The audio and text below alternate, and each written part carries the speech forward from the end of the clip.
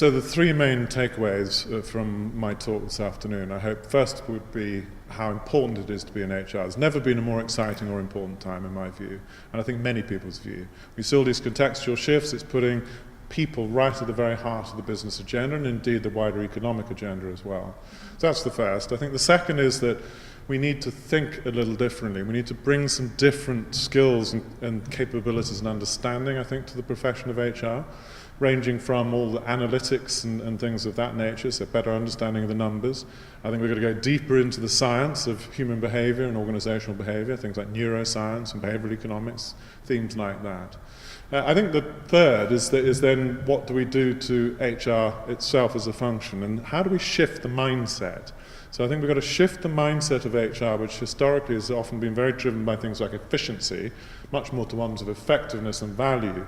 And secondly, this shift from what I describe as a control mindset to an enablement mindset. Because at the end of the day, the people who are really doing HR are all the line managers and managers in organizations, and we've got to make sure we're enabling them and supporting them in the best possible way.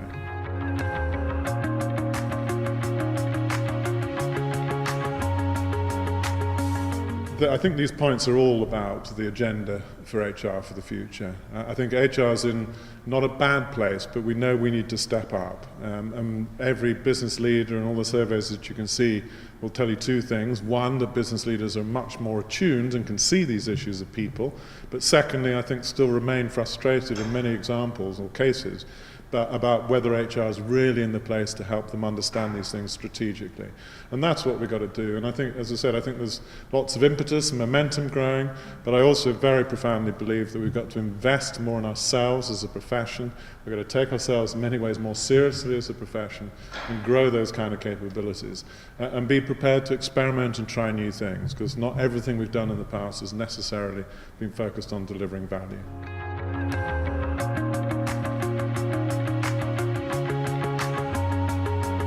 I think events like today are so important. I mean, it is a vitally important time, as I said, for the profession. It's very important that we as professionals take time to come out and listen to other perspectives, open up our minds, outside-in kind of thinking.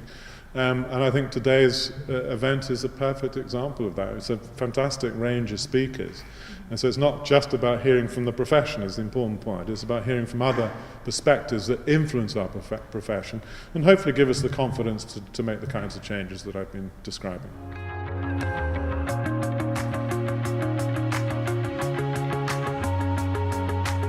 I think in the next 10 years, as I said, if I go back to my initial point, never been a more important time.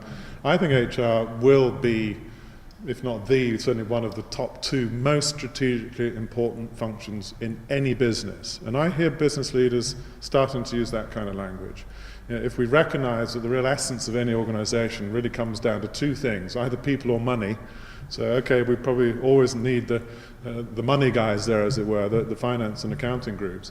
But we definitely need to have that position of the function right at the very top, because of all these issues about everything from corporate culture and skills and capabilities and engagement and all these things that drive organizational value. And I think also it's interesting to note that there's a lot more that we have in common with finance and accounting than I think historically we've thought.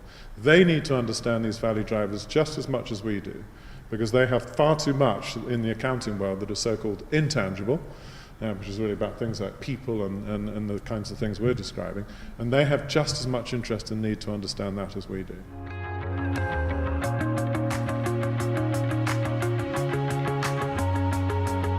In terms of how HR people put some of these ideas into everyday working environments, some of the ideas can feel a bit challenging. I think there's no doubt that where real innovation happens, whether it's in HR or anywhere else, often people try things, they experiment. They maybe take, I don't know, one store of a retail organization or whatever, and you try things and say, well, let's try this. Supposing we stopped doing that and started doing this thing very differently. Supposing we got rid of half these policies and trusted the workforce more. So I think that's so important that we have the courage to change, and we have the courage to try new ideas, but we don't have to throw it all up in the air and just hope something lands that's effective. You know, try these out and try little pilots and different ways of experimenting. And I think that's true of all business, as I said, all business functions, but I think it's particularly important that in HR we have the confidence to do that.